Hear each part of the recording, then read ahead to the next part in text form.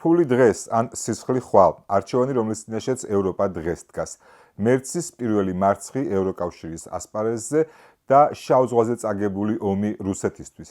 ასევე გახშირებული თავდასხმები ოდესაზე. გამარჯობა, მე რატი ვარ მუჯური ჟურნალისტი. დღეს 20 დეკემბერი 2025 წელი უკრაინაში სრულმასშტაბიანი ომის დაწყებიდან 1396 დღე გავიდა. თქვენ უყურებთ პროექტს რა ხდება უკრაინაში. ზემოთ ჩამოთვლილ თემებზე ვისაუბრებთ დღევანდელ ეპიზოდში, თუმცა მანამდე ტრადიციული მადლობით დავიწყებ. მადლობა არხის ყველა გამომწერს. განსაკუთრებული მადლობა მათ, ვინც შემოწირულობით დონაციით არის დაკავებული. დონაციის მსურველებს გეტყვით, რომ აღწერაში ანგარიშის ნომერია. ასევე ვარ პატრეონზე, შეგიძლიათ 3-5-7 პაკეტი აირჩიოთ.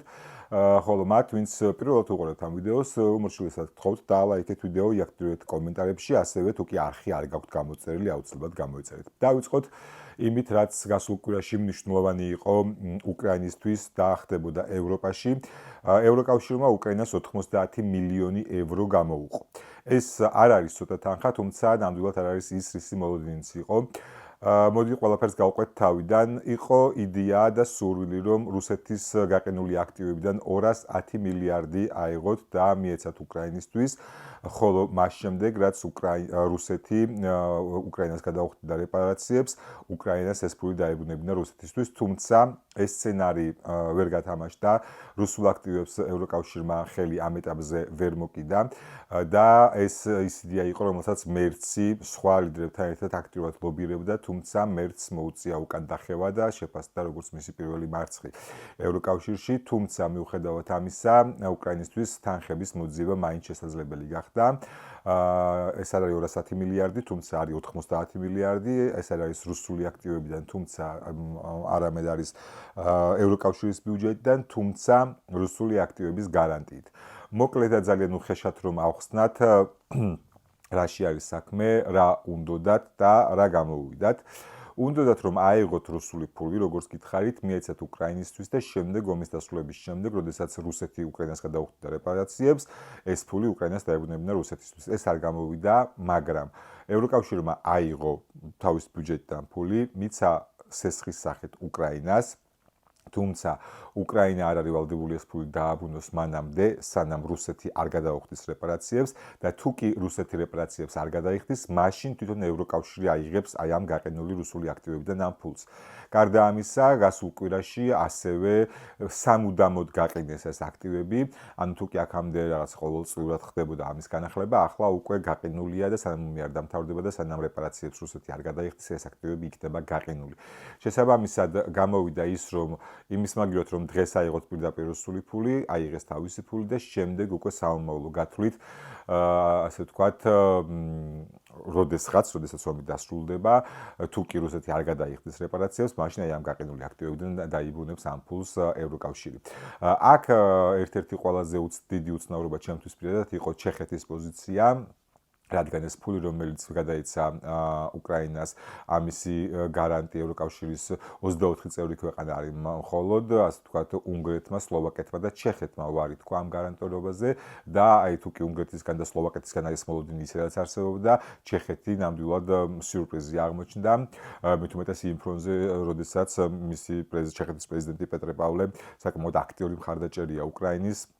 მას აქვს ჩეხეთის ინიციატივა, რაც გულისხმობს საარტილერიო ჭურვების შეგროვებას, მოპოვებას და უკრაინისთვის გადაცემას და ამ ფონზე ჩეხეთის პრემიერის გადაწყვეტილება ნამდვილად სიურპრიზი იყო, თუმცა აქ მნიშვნელოვანი არის ის, რომ როგორც ამ სამიტის დაწყებამდე ზელენსკი ამბობდა, ახლა დგას უკრაინის ყოფნა არ ყოფნის საკითხი და საბოლოო ჯამში ეს საკითხი გადაწყდა როგორც უკრაინის ყოფნა.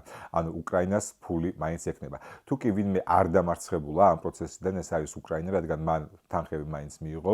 არ არის ეს ის თანხა, რაც საკმარისი იქნებოდა პირობითად აქტიურ კონჩეტევაზე გადასასვლელად, თუმცა იმისთვის, რომ აქტიური თავდაცვა განაგრძოს და ტაქტიკური კონჩეტევები აწარმოებს, ეს საკმარისი იქნება დაახლოებით 6 თვით წლიდან 1 წლამდე პერიოდში და პრინციპში აი ეს 90 მილიარდი დახმარება სწორედ 2026 წელზე არის გათვლილი.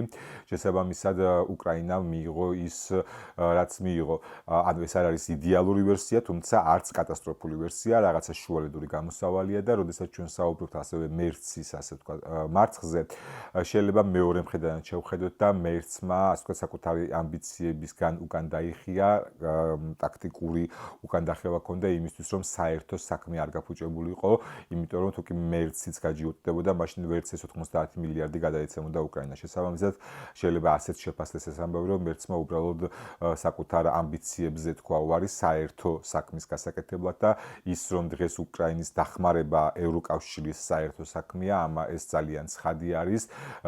ტყუილად არ შეაფასა ტუსკმა მოვლენები ასე.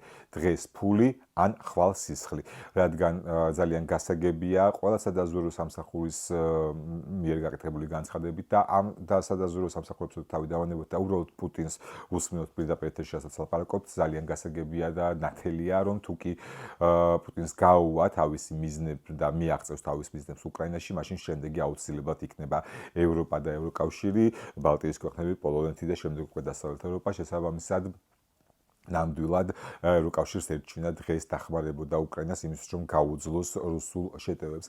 ის რომ პუტინი აპირებს ომის გაგრძელებას და არანაირ ხელშეკრულებაზე ან სამშვიდობო მოლაპარაკებებზე არც კი ფიქრობს და განიხილავს სერიოზულად, ეს მან კიდევ ერთხელ დაადასტურა მის ბოლო ტელემიმართვაში, სადაც კითხვის პასუხობდა და მან იქ აღნიშნა და არაერთხელ ისაუბრა და ამბობს ძალიან ხშირად საუბრობს ნოვოროსიაზე.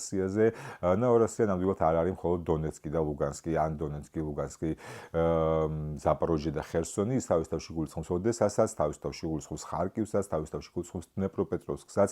შესაბამისად, როდესაც საუბარი არის იმაზე, რომ აი უკრაინელები გავიდნენ დონეცკიდან და ცეცხლის შეწყდება, ეს არის აბსურდი, რადგან პუტინი არ აპირებს გაჩერებას დონეცკის ოლქზე, მას სჭირდება ზაპოროჟიე, ხერსონი, ამ ეტაპზე მინიმუმ და შემდეგ შესაძლოა გარკვეული პაუზა აიღოს, მოძლიერდეს და შემდეგ უკვე ხელახლა განაახლოს შეტევა პირველ რიგში ეგრეთ წოდებული ნოვოროსიის შესაქმნელად და ეს არის ის პროგრამა მინიმუმი, რომელთაც პუტინს სურს ამ ომიდან გამოსვლა. პროგრამა მაქსიმუმი, რა თქმა უნდა, უკრაინის სრული დამორჩილება არის.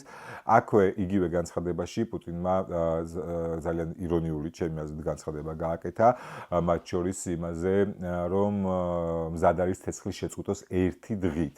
არასაშობაოდ, არამედ იმ შემთხვევაში, თუ კი არჩევნები ჩატარდება უკრაინაში. უფრო ზუსტი რო ვიყო, მზად არის ცეცხლის შეწყვეტოს არა.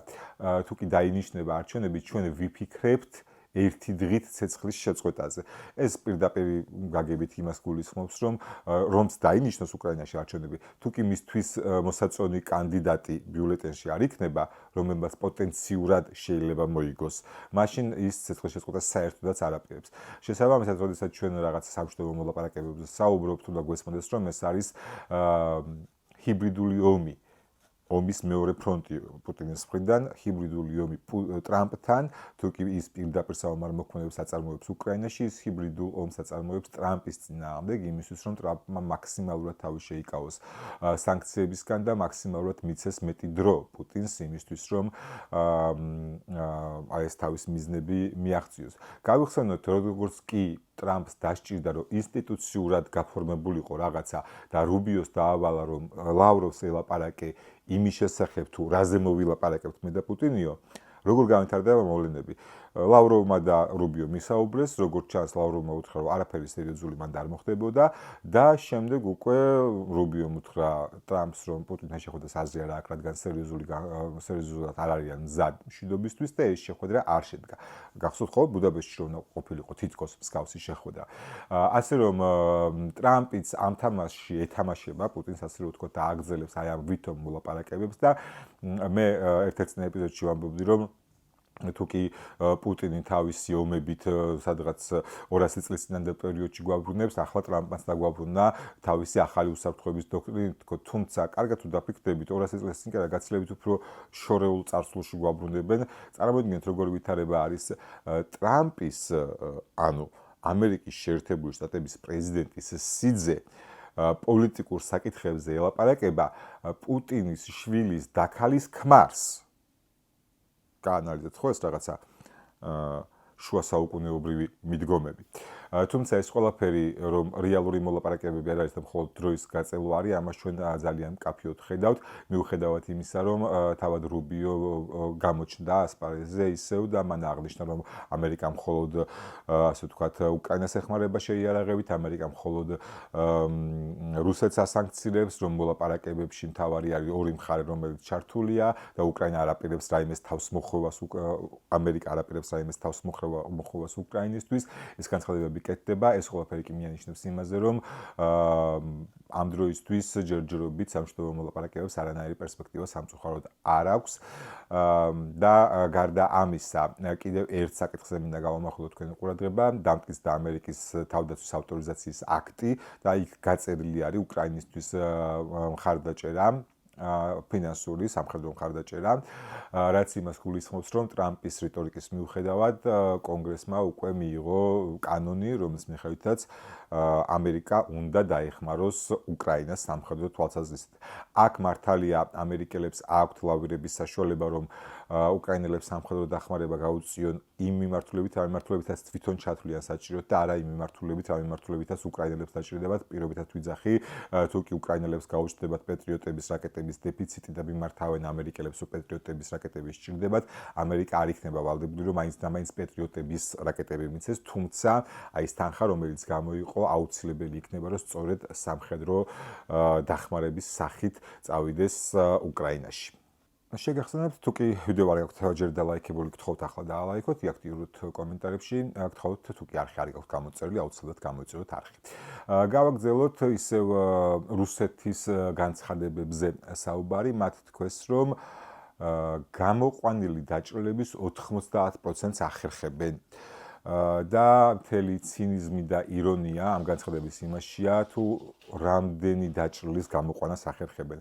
ფრონტზე ახლა არსებული სიტუაციიდან გამომდინარე, როდესაც FPV დრონები ბატონობენ, ხშირია შემთხვევები, როდესაც ჯარისკაცი მძიმედ იჭრება და ის შემდეგ კვდება სისხლისგან იცლება, ისე იმიტომ რომ ის გამოყვანა იქიდან ვერ ხერხდება, იმიტომ რომ ნებისმიერი ვინც შევა მის გამოსაყვანად, ასევე FPV დრონის მსხვერპლი ხდება.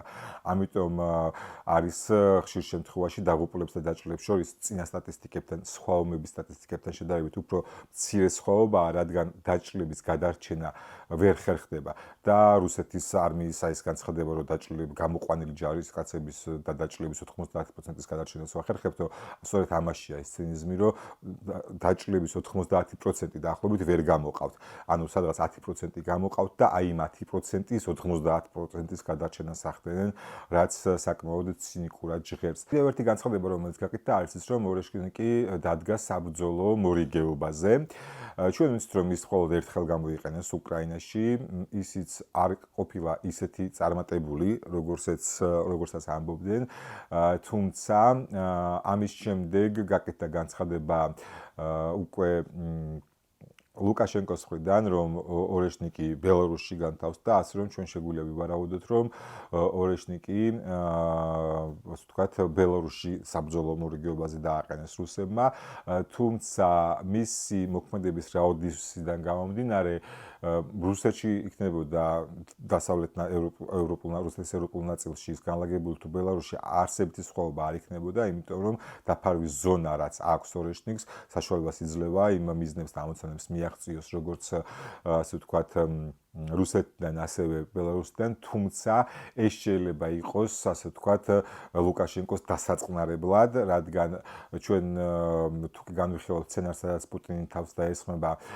ბალტიის ქვეყნებს ან პოლონეთს, რუსეთამდე ბელარუსზე იქნება დარტყმები, შესაბამისად, რაღაცა ლუკაშენკოს ჭირდება რაღაცა დამამშვიდებელი მის ტერიტორიაზე, რაც შეაკავებს ევროპას და ნატოს წევრ ქვეყნებს. თუმცა ნახოთ ამ მიმართულებით როგორ განვითარდება მოვლენები, ყოველ შემთხვევაში ის სიახლე, რაც ჩვენ გავიგეთ, არის რომ ორეშნიკი ბელარუსში განთავსდა. ასევე მინდა ვისაუბრო, გეხსოვებათ, რომ უკრაინის უსაფრთხოების სამსახურმა ჩაძირა ერთ-ერთი წყალქვეშა ნავი პირდაპირ ნოვოროსიისკის პორტში. მე რუსებმა თქვეს, რომ არა არ ჩაძირულაო, თუმცა გამოქვეყნდა სატელიტური ფოტოები. აი ეს ფოტო არის გადაღებული თავდასხმამდე. პორტში 3 წყალქვეშა ნავი იყო ბაზირებული და თავდასხმის შემდეგ 2 უბრალოდ გაიყვანეს, გაარიდეს იქაურობას, ხოლო აი ეს ერთი, რომელზეც თავდასხმა მოხდა, ჯერ კიდევ პორტში არის. რატომ შეიძლება ის იყოს პორტში, ხო? მინიმუმ იმიტომ, რომ დაზიანებულია და მისი გადაადგილება უსაფრთხო არ არის. შესაბამისად, აი ამ ფოტოებიდან გამომდინარე, ჩვენ შეგვიძლია ვივარაუდოთ, რომ ის 2 წყალქვეშა ნავი, რომელიც გადარჩა და მთელი იყო, გაარიდეს სიტუაციას, ხოლო ის, რომელიც დაზიანდა, ადგილზევე დატოვეს. მინიმუმ ყველაზე სუბუქად რომ ვთქვათ, რუსებს აქვთ ეჭვი, რომ ხომ არ დაზიანდა და ამოწმებენ, სანამ გაიყვანენ, ან ნამდვილად დაზიანდა. ამას რო გვაჩვენებს პრინციპში, თუმცა მნიშვნელოვანი არის ის, რომ აი ეს მოახერხეს და აი ეს სპეცოპერაცია ჩაატარა უკრაინის უსაფრთხოების სამსახურმა. როდესაც უკრაინის უსაფრთხოების სამსახურის და სამხედრო დაზვერვის მუშაობაზე ვსაუბრობთ, აუცილებლად უნდა ვთქვათ, რომ ბელბეკში, სევასტოპოლში, ასე ვთქვათ, ოკუპირებულ ყირიმში არ წყდება პრაქტიკულად ყოველდღიური თავდასხმები. იქ განადგურებული არის ეს 400-ის ტიპის ჰაერსაწინააღმდეგო სისტემები, რაც ძალიან მნიშვნელოვანია, ასევე MiG-31-ის განადგურება დადასტურდა და გარდა ამისა უნდა აღინიშნოს, რომ უკრაინამ პირველად ჩაატარა, ასე ვთქვათ, სპეცოპერაცია ხმელთაშუა ზღვაში. სანამ მაგაზე ვისაუბრებდე, უნდა ვილაპარაკო იმაზე, რომ პრაქტიკულად შავ ზღვაზე რუსები უკრაინელებმა დაამარცხეს. მე შეგახსენებთ, რომ პირველ ეტაპზე რუსები იძულებულები გახდნენ, მაშინ რაც მოსკვა კრეისერი ჩაძირეს უკრაინელებმა, რუსები იძულებულები გახდნენ ყირიმიდან გაიყვანათ თავის შავი ზღვის ფლოტი, გადაიყვანათ მისი ნარჩენები ნოვოროსიისკში. ახლაც უკვე ნოვოროსიისკში წვდებიან და იქ ჩვენ ვიცით, რომ ბარჟები ააფეთქეს თვითონ რუსებმა იმისთვის, რომ აი ეს უკრაინული დრონები ვერ შევიდეს. ეს ყველაფერი ხელს უშლის პორტის სამოქალაქო ფუნქციონირებას. ჩვენ ხედავთ აი ამ ნოვოროსიისკის პორტზე არაერთ თავდასხმას. შესაბამისად, შეგვიძლია თამამად ვთქვათ, რომ შავ ზღვაზე რუსები უკრაინელებთან დამარცხდნენ და ამ ყველაფრით, რა თქმა უნდა, ისარგებლა თურქეთმა და ახლა შავ ზღვაზე ჰეგემონი შეიძლება ითქვას, რომ თურქეთია. რაც შეეხება ხმელთაშუა ზღვის ზღვაში ჩატარებულ ოპერაციას, ჩილოვანი ფლოტის ერთ-ერთ გემს დაესხნენ თავს უკრაინელები. მას, ასე ვთქვათ, ნედლეული არ გადაქონდა, უბრალოდ თვითონ გემი დააზიანეს, თუმცა აქვე გავრცელდა ინფორმაცია, რომ იქ იმყოფებოდა რუსეთის სამხედრო დაზვერვის შეფი და ის შეეწირა ამ ოპერაციას, თუმცა ეს ინფორმაცია ჯერჯერობით დადასტურებული არ არის. ნახოთ, იმედია დადასტურდება და ეს იქნება მართლა ძალიან სერიოზული მიღწევა უკრაინული მხარის და გარდა ამისა, კიდევ გავრცელდა ერთი ინფორმაცია, მათ შორის რუსეთის ჩილოვან ფლოტთან დაკავშირებით. ჩილოვანი ფლოტი მოგეხსენებათ არის იმ გემების, ასე ვთქვათ, მესამე ქვეყნის გემების შემადგენლობა, რომელთაც სანქცირებული რუსული ნავთობი გადაადგილდება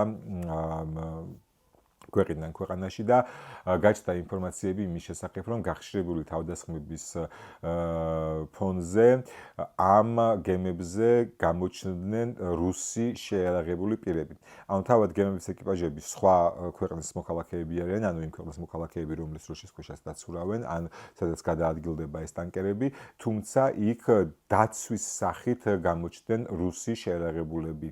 რა თქმა უნდა, ძალიან ძნელია ვივარაუდოთ, რომ აი ეს ბორტზე არსებული შეიარაღებული პირები დრონებით თავდასხმას აღკვეთავენ, მაგრამ გაჩნდა ასეთი ვერსია, რომ ეს შეიარაღებული პირები ბორტებზე არიან იმ შემთხვევისთვის, თუ კი ევროპული ქვეყნები ეცდებიან ამ გემების დაპატიმრებას ან იძულებას სხვადასხვა ევროპულ პორტში შევიდნენ ინსპექტირებისთვის.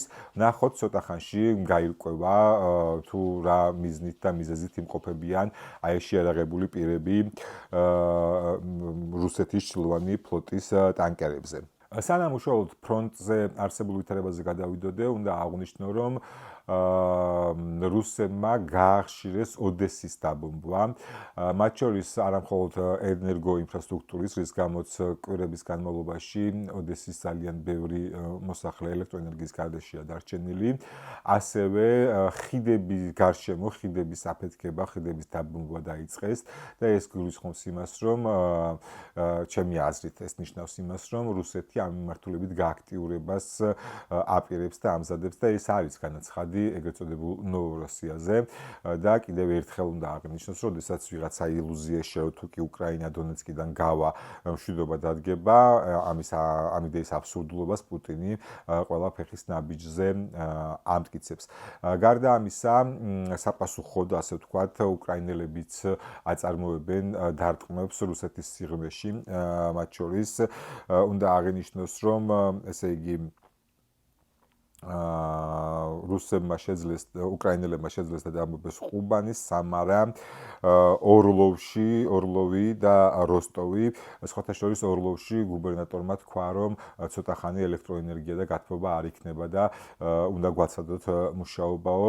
ყველაზე მოჩამოთულ ოლქში რუსებმა მოახერხეს, უკრაინელებმა მოახერხეს გარკვეულდროით ელექტროენერგიის გათიშვა. გარდა ამისა, თავდასხმები იყო ნავთობგადამამუშავებელ ქარხნებზეც, ასე რომ უკრაინა ამ მიმართულებითაც აგრძელებს მუშაობას და ახლა უკვე შეგვიძლია გადავიდეთ ფრონტზე არსებულ მდგომარეობაზე. ტრადიციულად შეგახსენებთ, რომ სამ რუკაზე განვიხილავ არსებულ მდგომარეობას, ეს არის უკრაინული Deep State, რუსული სლივოჩნი კაპრიზი და ამერიკული ომის შემსწავლელი ინსტიტუტი და განვიხილოთ რუკები ჩრდილოეთიდან, ხარკოვიდან მოყოლებული, სამხრეთით გავაგზავნოთ და ზაპოროჟიით დამთავრებული და ყველა მიმართულებაზე ნახოთ თუ რა მდგომარეობაა.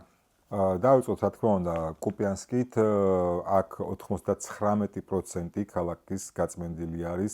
ჩვენ ხედავთ, რომ ორი პატარა დაჯგუფება რუსული დარჩენილი არის საბრძოლო მოქმედებების არეალში და იქ მიმდინარეობს წმენდის ოპერაციები. სლივოჩნი კაპრიზი ამ ყველაფერს უარყოფს, არ ასახავს რუკაზე კუპიანსკის დაკარგვას, თუმცა ხედავთ, რამდენი მონიშნა გაჩნდა უკრაინული დროშით, რაც გულისხმობს იმას, რომ ამ მიმართულებაზე უკრაინელი სამხედროები დაფიქსირდნენ და მიმდინარეობს ოპერაციები, ხოლო რაც შეეხება ომის შემსწავლელ ინსტიტუტს, აი აქ ჩვენ ხედავთ, რომ ქალაქი აქაც პრაქტიკულად სრულად დეოკუპირებული არის და ეს ორი პატარა დაჯგუფება, რომელიც ქალაქის ცენტრში და აქეთ კიდევ აღმოსავლეთში არის დარჩენილი, ჩრდილოეთში არის დარჩენილი. ესეთი არის ვითარება კუპიანსკში. უნდა აღინიშნოს, რომ კუპიანსკიდან მოდის პრაქტიკულად ყოველდღიურად სხვადასხვა ვიდეოები სარდაფების წმენდის, რუსების ტყვედაყვანის, ასევე ერთი ძალიან, ასე ვთქვათ, უცნაური ვიდეო გავრცელდა, სადაც უკრაინელი სამხედროები ევაკუაციას ახდენენ კუპიანსკში ჩარჩენილი მშვიდობიანი მოქალაქეების 14 ადამიანი იყო ჩარჩენილი, ან როგორ გადარჩნენ ამ ბრძოლებში, ან როგორ ჩარჩნენ, ძალიან უცნაურია, თუმცა მათი ევაკუაცია მოხდა. ყველა შესაბამისი კადრი საკმაოდ მძიმე არის და ბუნებრივია, ვერ გთავაზობთ YouTube-ზე, თუმცა შეგახსენებთ, რომ Telegram ახსნა წარმოებ, ლინკი აღწერაშია, თუ ვერ იპოვით და აკომენტარეთ და დაგილინკავთ Telegram არხსაც და იქ უკვე ყველა ეს კადრი შეგიძლიათ ნახოთ.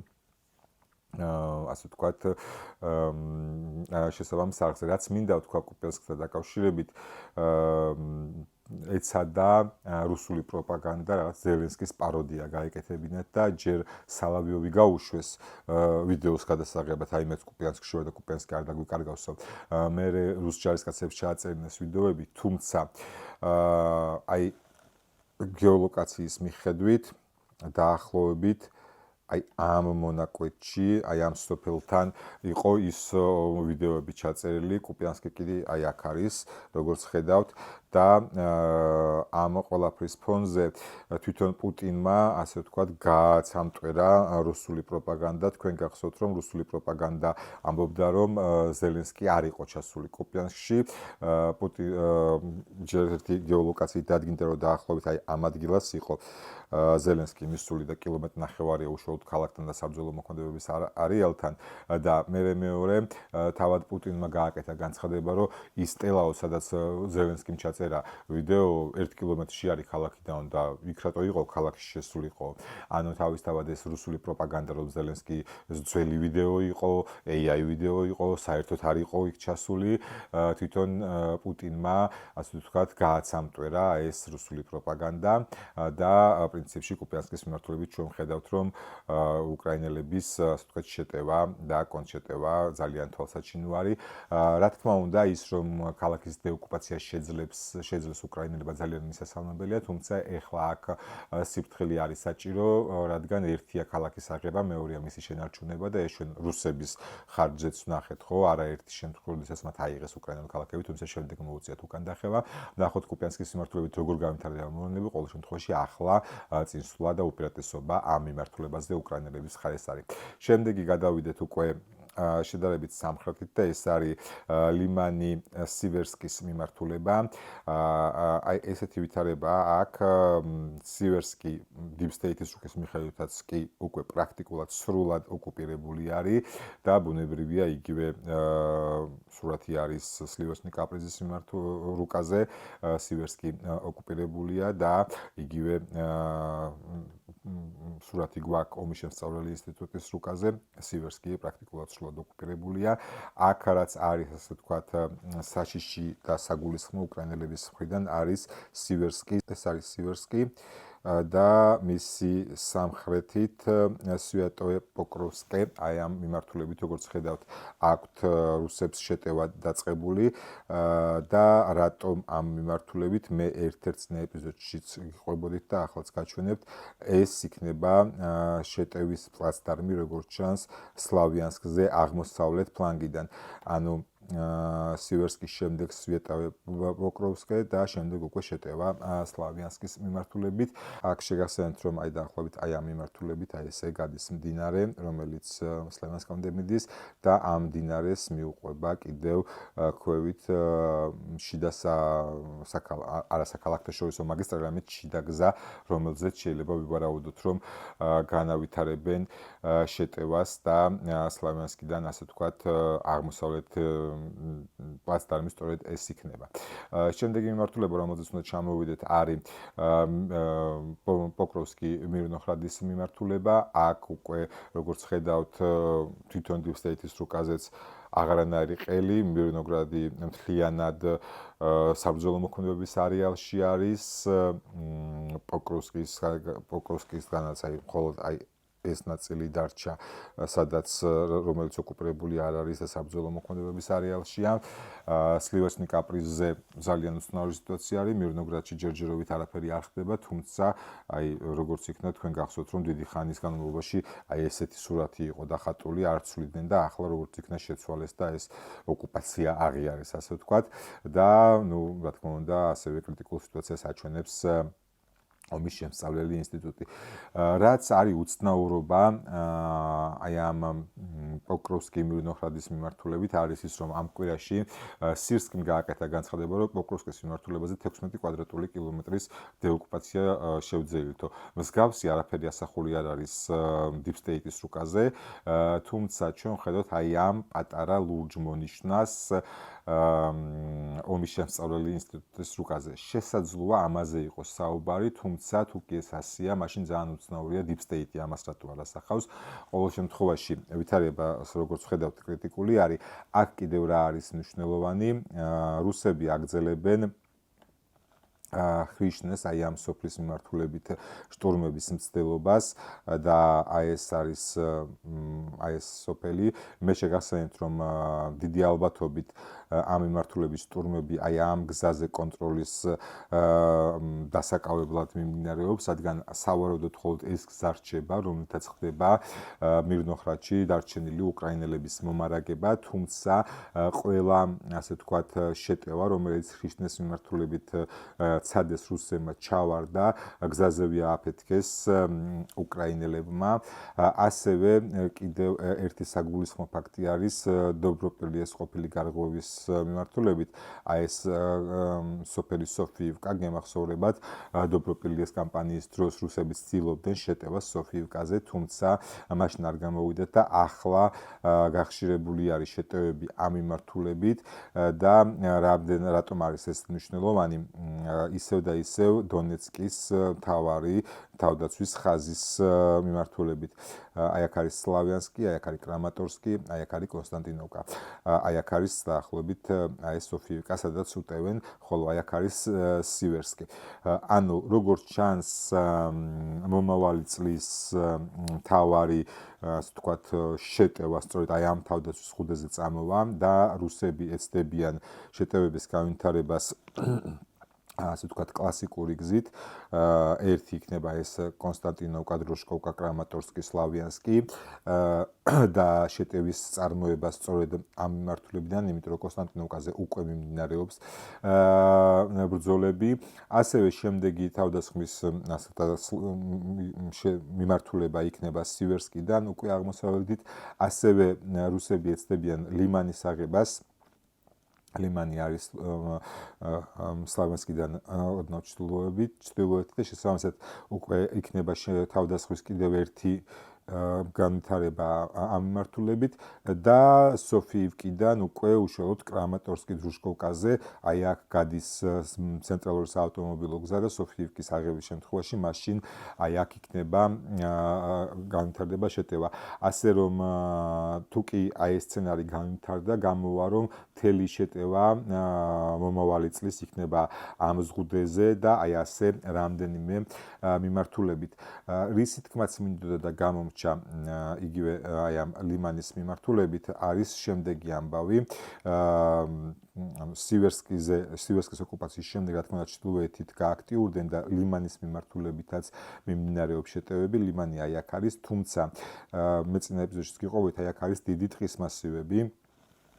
და ახლა უკვე თითქმის ყველა კადრში, რომელიც მოდის უკრაინიდან, ნაჩვენები არის თოვლი, რაც გულისხმობს იმას, რომ მწვანე საფარი აღარ არის უკრაინაში. ეს ყველაფერი კი მოიერიშეებს ხილვაც ხდის და FPV დრონებისთვის ძალიან მარტივ სამიზნეს და გარდა ამისა, როგორც ჩანს, აი ამ მიმართულებაზე უკრაინელებმა დამატებითი თავდაცვის ხუდეების მოწყობა შეძლეს და მოასწრეს. აი ახლა თქვენ კაცსწორედ ამას ხედავთ. უბრალოდ აი ეს ხის მასივები, ხეები ხელოვნურად არის გადაჭეხილი პირდაპირ როგორც დაიყარა ესე დაყრილი, შემდეგ მართუხლართებით გავლებული, რაც სერიოზულ წინაღობას ქმნის არა მხოლოდ თქვათ ტანკებისთვის ან ჯავშან კოლონისთვის, არამედ ფეხით გადაადგილებისთვისაც კი, იმიტომ რომ აი როგორც ჩანს აი ეს რუსი ჯარისკაცი აიბლანდა, აქ შემთხვევით მოხდა თუ მიზანმიმართულად არ ვიცი და რა დღეში არის პრაქტიკულად ხაფანგში მოყოლილი. ალბათ ხედავთ შესაბამისად ჩვენ ფრონტის პრაქტიკულად ყველა მონაკვეთზე, სადაც რელიეფი ამის საშუალებას იძლევა, ხედავთ უკრაინელების მიერ მსგავსი ტიპის თავდაცვის ხუდეების შექმნას. ამის პარალელურად გაჩნდა ქსელებში აი ესეთი ვიდეოები, ეს არის რუსული უპილოტო მოლნია და ხედავთ, რომ ცეცხლოვან წვიმას უშვებს, რაც ნაპერწკლების წვიმას.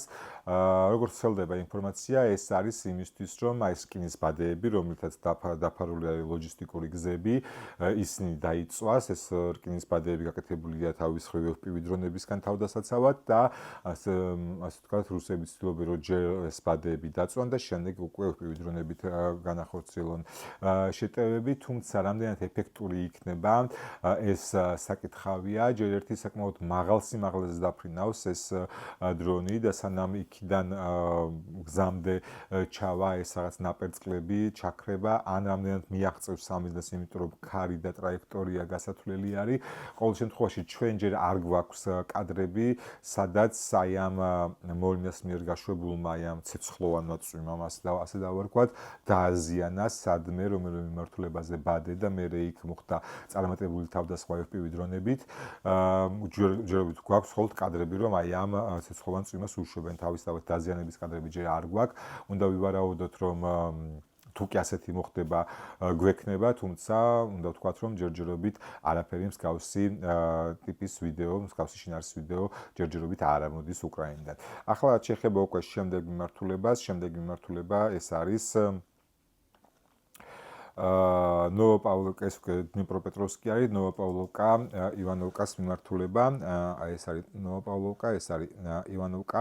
ივანოვკაში როგორც ხედავთ, უკრაინელებმა მოახერხეს მცირე ტერიტორიის დეოკუპაცია და წინსვლა, ხოლო რაც შეეხება ნოვოპავლოვკას, აქ ჩვენ ნახეთ რამდენიმე შტურმი რუსების ჯავშან ტექნიკებით, აი ამ მიმართულებიდან, თუმცა გავრცელდა კადრები, სადაც ეს შტურმი განადგურებულია, აი ამ კადრის რაღაც ნაწილს ახლა თქვენ ხედავთ, თუმცა მთლიანად ამ კადრების ნახვა კიდევ ერთხელ შეგახსენებთ, რომ შესაძლებელი არის Telegram არხზე, არხის ლინკი აღწერაშია, თუ კი ვერ იპოვით, დაწერეთ კომენტარებში და დაგილინკავთ იქ ჩემს Telegram არხთან ამ ყველა კადრის ნახვა შეგიძლიათ.